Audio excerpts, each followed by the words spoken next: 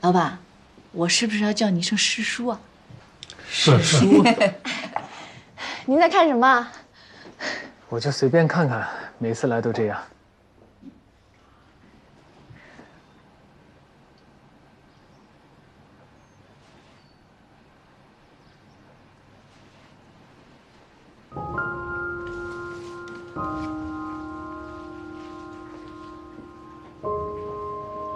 这个是我小时候，我跟我爸。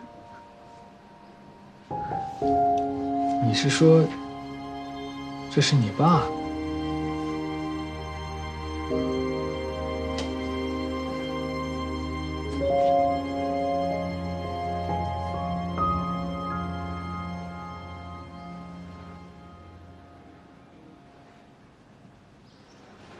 这真的是你吗？是我。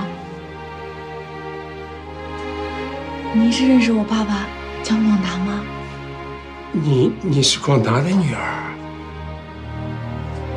他是我的学生啊。刚来上大学的时候，我就觉得他是个好苗子，我特别喜欢他，经常把他约到家里来吃饭。这张照片就是毕业以后他来家里唯一的一张合影。没想到，对不起孩子，提起了你伤心的事情。没关系的，王老师，毕竟过去这么多年了，我也不会再难过了。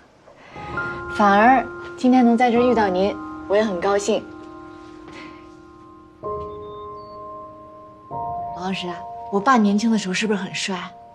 是啊，好多小姑娘都追他呢。那还不是被我妈拿下了。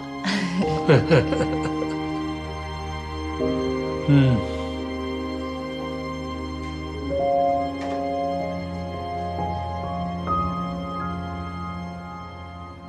王老师，这个是老板年轻的时候吗？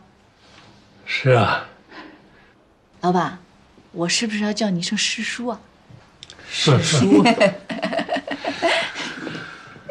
哎呀，我给你拿样东西。师叔。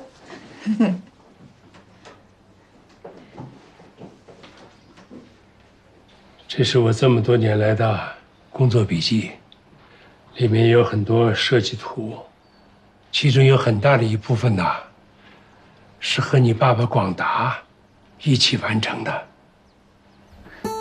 既然你是广达的女儿，这个东西啊，就应该送给你。也许今后工作当中，你会用得上。王老师，这个礼物太贵重了，我不能收。